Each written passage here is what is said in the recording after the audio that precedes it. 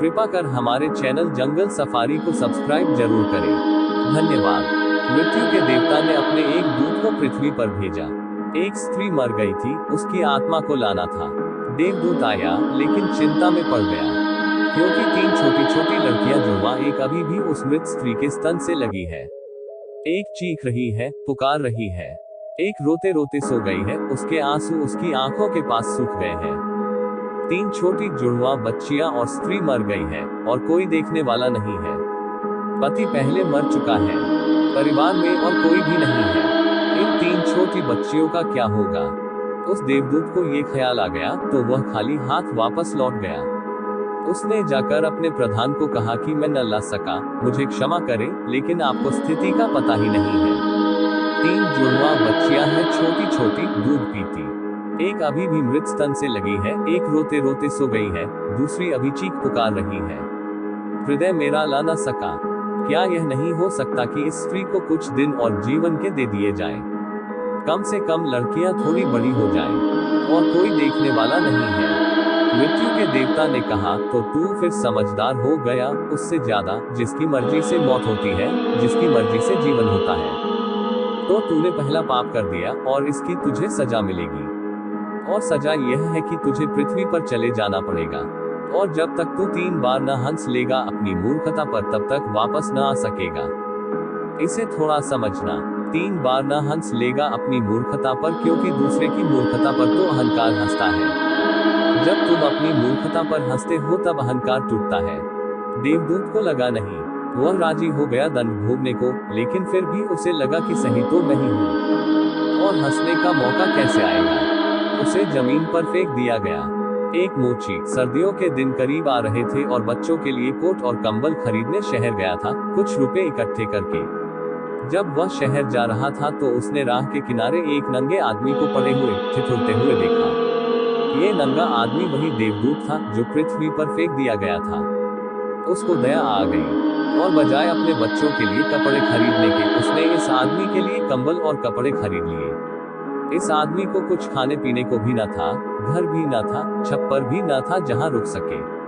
तो मूची ने कहा कि अब तुम मेरे साथ ही आ जाओ, लेकिन अगर मेरी पत्नी नाराज हो, जो कि वह निश्चित होगी, क्योंकि बच्चों के लिए कपड़े खरीदने लाया था, वह पैसे तो खर्च हो गए, वह अगर नाराज हो, चिल्लाए, तो तुम परेशान मत होना, थोड़े दिन में सब ठीक हो जाएगा। उस देवदूत को लेकर मोची घर लौटा। न तो मोची को पता है कि देवदूत घर में आ रहा है, न पत्नी को पता है। जैसे ही देवदूत को लेकर मोची घर में पहुंचा, पत्नी एकदम पागल हो गई, बहुत नाराज हुई, बहुत चीखी चिल्लाई, और देवदूत पहली दफा हंसा। मोची ने उससे कहा, हंसते हो, बात क्या है? उसने कहा, मैं जब 3 बार हंस लूंगा तब बता दूंगा। देवदूत हंसा पहली बार, क्योंकि उसने देखा कि इस पत्नी को पता ही नहीं है कि मोची देवदूत को घर में ले आया है, जिसके आते ही घर में हजारों खुशियां आ जाएंगी। लेकिन आदमी देख ही कितनी दूर तक सकता है। पत्नी तो इतना ही देख पा रही है कि एक कंबल और बच्चों के कपड़े नहीं बचे। जो खो गया है वह देख पा रही है, जो मिला है उसका उसे अंदाज ही नहीं है। घर में देवदूत आ गया है, जिसके आते ही हजारों खुशियों के द्वार खुल जाएंगे। तो देवदूत हंसा। उसे लगा अपनी मूर्खता, क्योंकि यह पत्नी भी नहीं देख पा रही है कि क्या घट रहा है। जल्दी ही, क्योंकि वह देवदूत था, 7 दिन में ही उसने मोची का सब काम सीख लिया, और उसके जूते इतने प्रसिद्ध हो गए कि मोची महीनों के भीतर धनी होने लगा। आधा साल होते होते तो उसकी ख्याति सारे लोक में पहुंच गई कि उस जैसा जूते बनाने वाला कोई भी नहीं, क्योंकि वह जूते देवदूत बनाता था। सम्राटों के जूते वहां बनने लगे, धन अपरंपार बरसने लगा।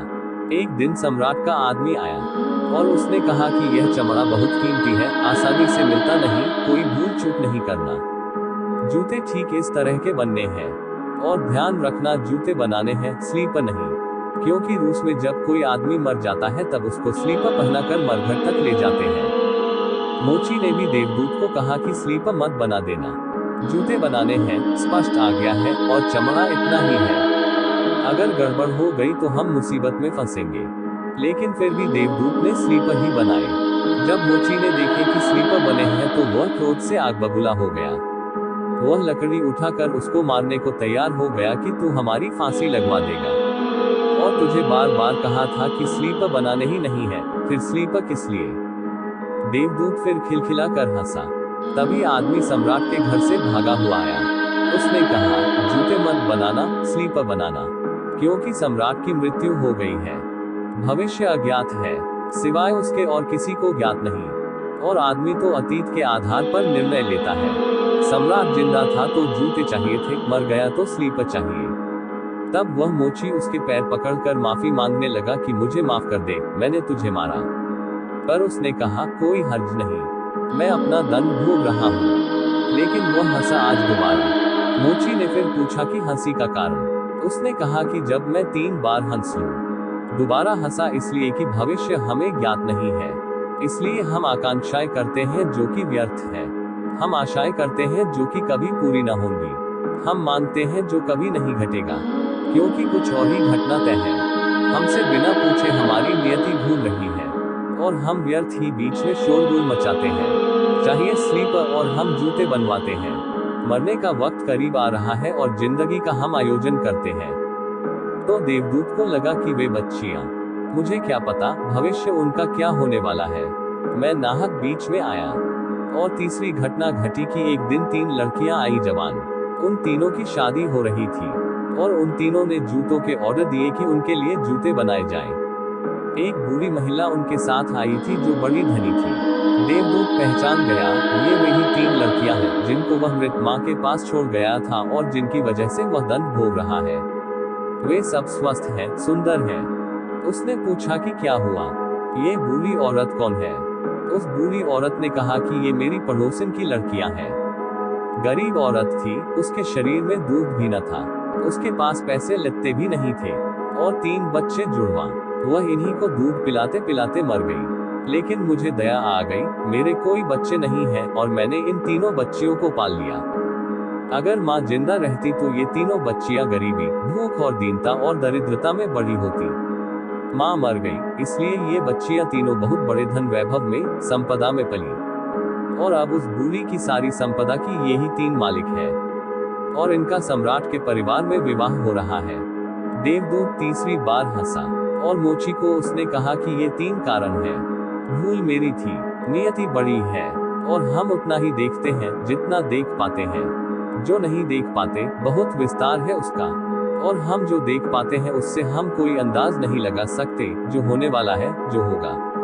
मैं अपनी मूर्खता पर 3 बार हंस लिया हूँ। अब मेरा दंड पूरा हो गया और अब मैं जाता हूँ। जो प्रभु करते